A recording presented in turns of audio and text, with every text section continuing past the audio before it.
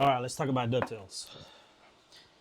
Every once in a while, I might be looking down because I'm reading off a sheet. I don't have everything memorized like some people do. But anyway, many people consider dovetails, being a sign of top-notch craftsman. Whether you agree with that or not, it's another subject altogether. But in my opinion, they do look pretty cool. Are they unnecessary? Eh, that's also up for debate. But what I think people will agree on is that getting good at them will make you a better woodworker altogether. Personally, I put off cutting them for a long time because it seemed pretty complicated and out of reach. But honestly, the basic dovetail, there's a lot of different ones, but the basic one, it's not that difficult to cut. Not that I'm great at them, but I managed to figure out part of what my problem was. The main thing, in my opinion, going off experience, is getting to know the mechanics of your body. How you stand, how if you tend to lean this way, or that way. But we'll talk about that later in the video. But let's get this show on the road. One of the first things that new woodworkers, such as myself, overlooked in the beginning is whatever. It doesn't really matter what kind of chisel you have. You need to make sure you have it as sharp as you can. Whether you use a jig or do it by hand, you need to make sure you have them fairly sharp. They don't have to be where you can cut your hair. I mean, that's what you want to do, go ahead. But I don't ever do it that way.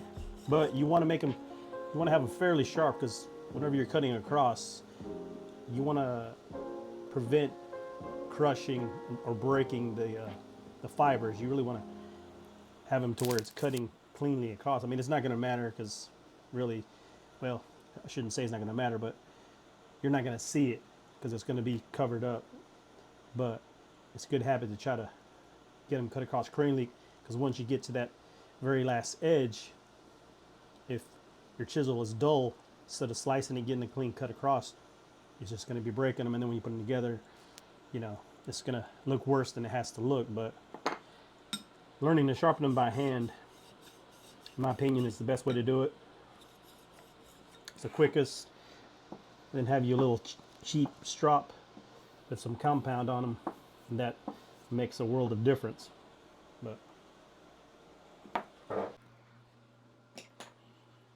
one of the first things that you want to do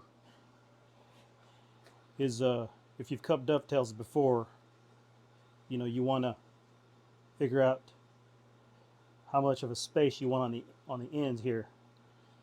Right now, we're just gonna pick one. It doesn't really matter because we're only going to do one dovetail. So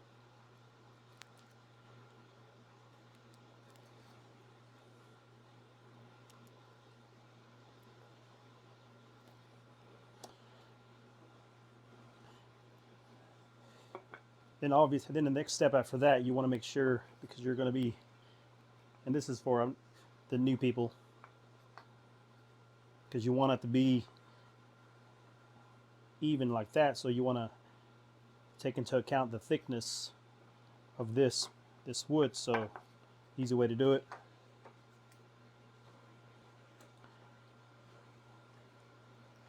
Trip against it like that. And make sure it's nice and tight. And you want to scribe that line all the way across, because you're going to be cutting those ends off right there.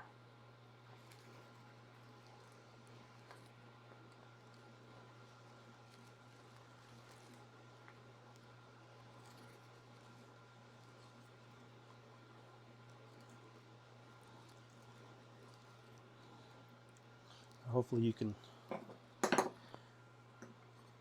see that.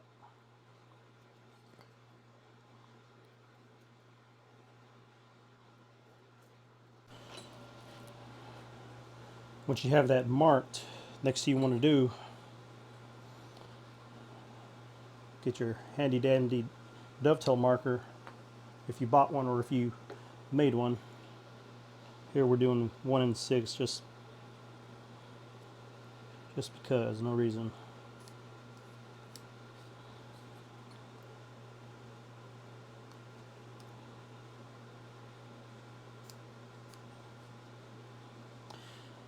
Now I used to mark both sides, and I would cut one side a little bit and then I'd go back to the other side and figure it out along the way that, you know, it really doesn't matter,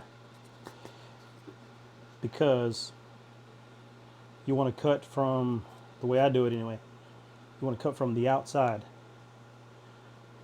You want to try to cut it as straight as you can, try to follow that line as much as you can all the way down. So if you mess up a little bit on the back side, it's not really going to matter because it's going to be down the inside.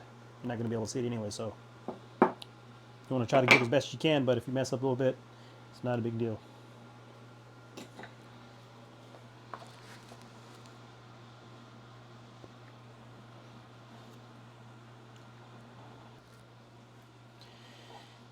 Now there's a couple of different saws that you could use. For the longest time I've been using the pull, which is pretty accurate, a little bit thinner, and I've done pretty good, but I wanted to change it up a little bit, and I never really used the push kind. So I bought one, and I've been trying to get better at it. It's a little bit different than using that one, but I'm getting better at it. So let's see what we can do with this one. This one, first thing you want to do, start at the back, drag it straight across, give yourself a little bit of a trench, otherwise if you just straight off try to cut, it's going to get caught, which it still does every once in a while, but once you do that, this makes it a little bit easier to start.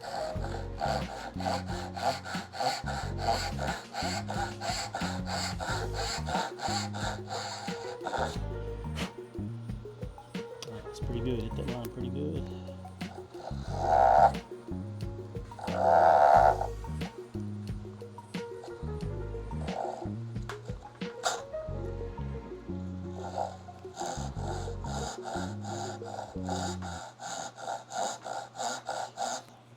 I accidentally cut a little bit. The saw jumped on me, but it's alright. It's just for demonstration purposes, so it don't really matter since this. Alright. Now, once you get that cut, you want to cut these ends off. The way I do it, flip it to the side here. Snug it up a little bit. I'm sure some of you guys have seen this method before.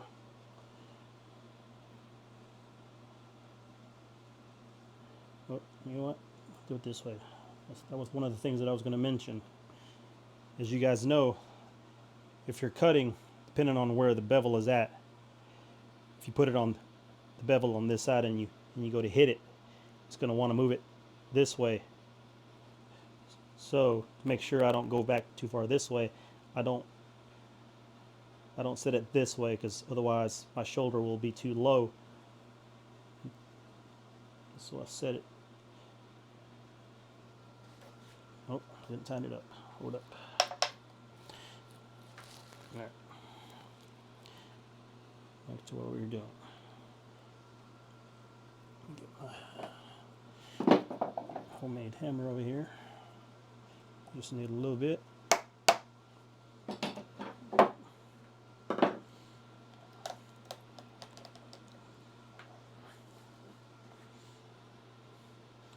And cut your little trench. There you go, just like that, for your saw. And then if you've practiced enough on scrap pieces, you should be able to go straight down. follow that line without too much trouble.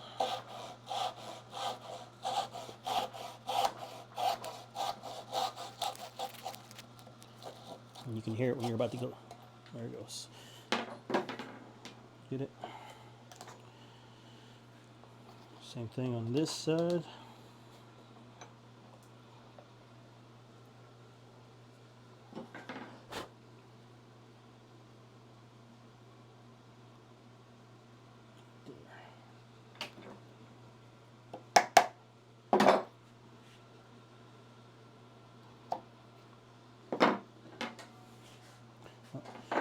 Bring it up a hair.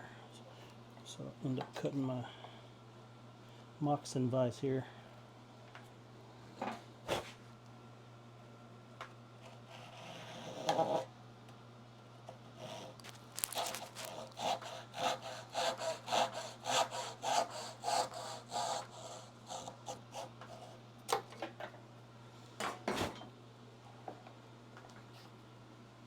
There you go. You always want to make sure before you go to lay it out, little bitty pieces there always want to hang out in the corner. Get those pieces out of there. This is another reason why you want a nice sharp chisel and get those pieces out. Alright, the next step is transferring the dovetail over. So it's handy if you have a moccasin vise, easy to make. If you don't have one, you can do it up against on the bench. You know, just set it on the bench here, figure out a way to clamp it to your bench. But if you have a moccasin vise like this, it makes it a whole lot easier. You can also use your, if you make something like this, which I made a while back, this little dovetail guide, which keeps everything, the edges in line, that also helps. But for smaller pieces, you really don't need that. I'll show you here what you can do. So what you want to do is you put it in your moccasin vise, you use this, the dovetail, bring it up, butt it up against it so it's nice and even. Push it before you tighten it, double check it. Alright, that looks pretty good. And snug it down. Now once you have it nice and even in there, instead of using this dovetail guide, you can pretty much do the same thing. As long as they're small enough pieces like this, or even a little bit longer, don't matter. You can use your dovetail marker. What you can do is just put it up in there, flat up against the back, bump it over to touch, and then you can use this to make sure you got the right side up. That's why you mark it, so you don't screw up. Put it up against it like that, and that'll get you nice and even. Now most people, they use a pencil. I used to use a pencil, but figured out that introduces a little more error.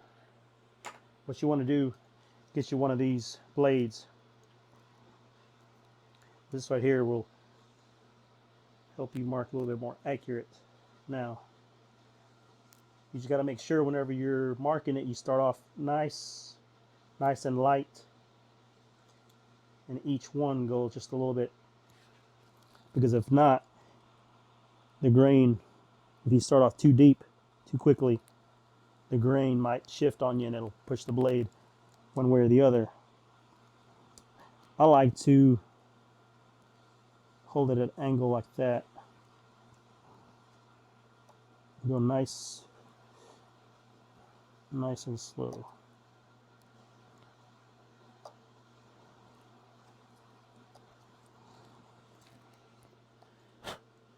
There you go.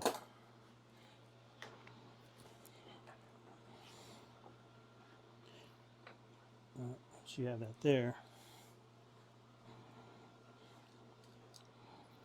get your dovetail marker. Out here doesn't matter too much.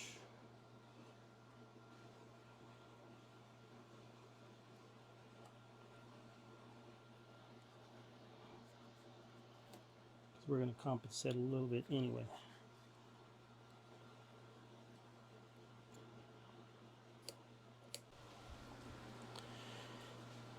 All right, this is where I was talking about earlier about body mechanics and knowing, you know, the way your own body moves.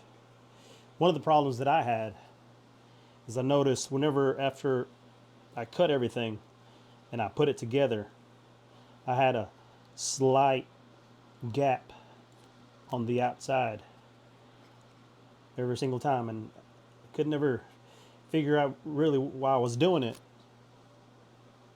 So I decided just to practice and try to change everything up. And I noticed, I recorded myself and I noticed it wasn't much, but I guess it was just enough to throw it off. For some reason, the way my body is, it wants to, I may start straight over here, but for some reason, whenever I get over here, I'm cutting just the hair off. So it's leaving a slight, it's cutting it a little bit too wide. So what I ended up doing is compensating for it. Meaning, after I laid out the dovetail, which we're about to do, once I laid it out, I put a little bit of mark, I'll show you here in a minute, towards the inside. And that's what I followed. I didn't follow the line that we trace out. I followed that mark. So my cut was just a little bit to the inside, which ended up making everything fit pretty good. And that's what you have to do. You have to figure out what your body is doing and adjust it. So now this is what I was talking about, adjusting your body mechanics. If possible, you know, if you can consciously move your body or your arm this way to line back up, you know, that's great. But if you're still having trouble or you can't seem to do that, this is where you can adjust once you figure out how you're making the error. So my problem was when I start here, by the time I get over here, I'm actually going just a hair too wide over here. So what I do, I mean, it's just probably just a blade's width on the inside. And that's what I use as a guide.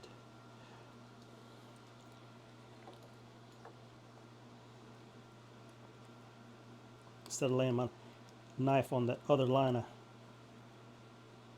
put it about right there. I'll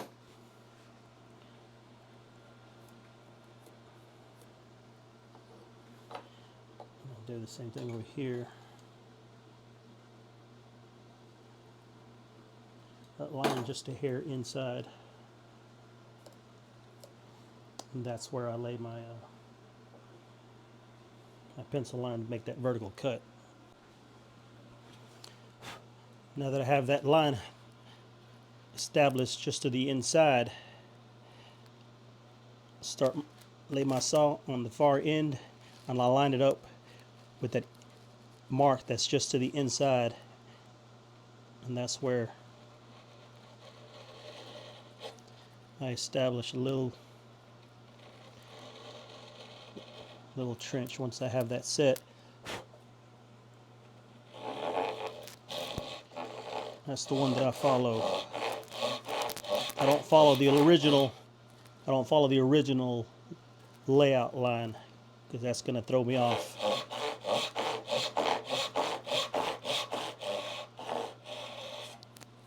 All right.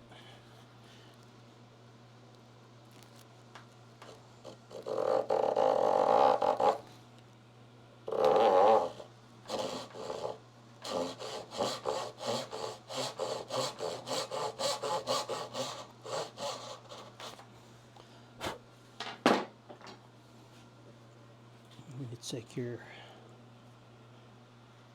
handy dandy saw here.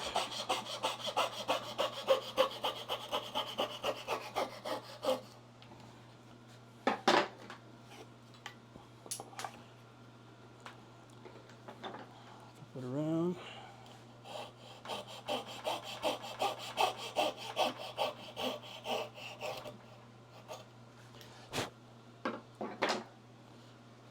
Just out of curiosity, let's take a look. Oh, that looks pretty damn good. All right, let's take this over here, chop it up. This is the reason why I say you want to make sure your tools are pretty sharp before you even begin. Otherwise, once you start chopping this away, you're going to break it and it's not going to look as good as it could be. So you want to get in there,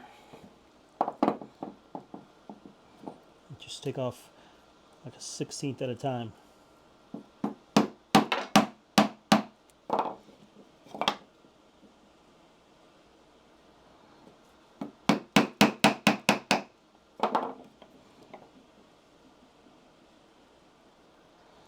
Just a little bit at a time. You don't want to take off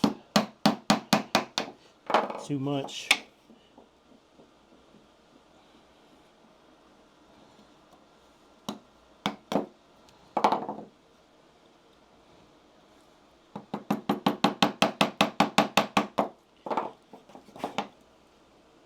Once you get close to the line where there's hardly anything left, then you can lay it in that line.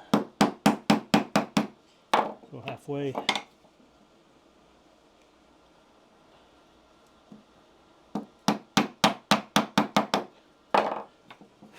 There you go.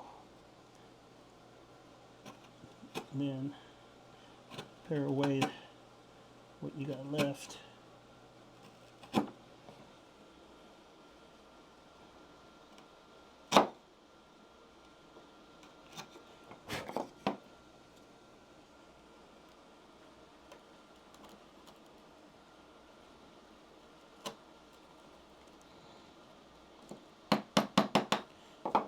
Nice and easy.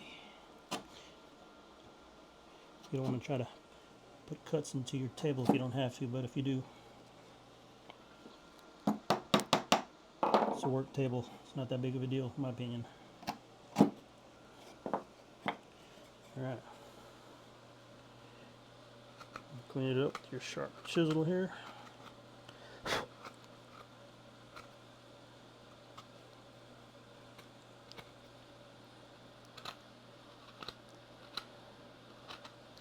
Another thing that I don't worry about like some people do,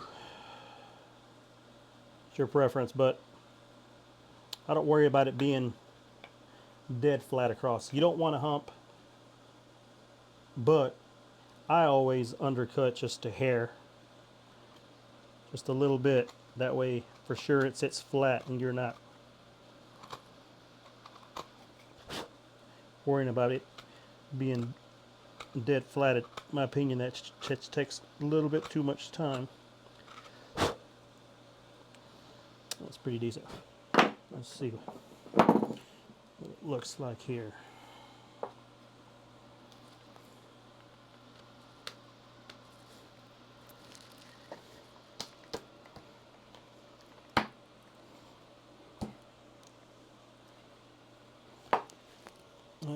My hammer. Because I use this.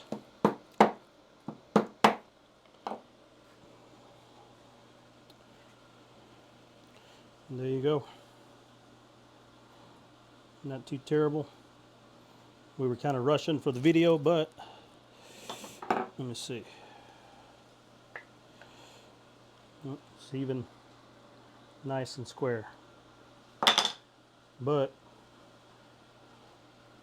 by doing that, practicing, trying to figure out what your body is doing, you know, you can get a whole lot better at these type of joints and everything else.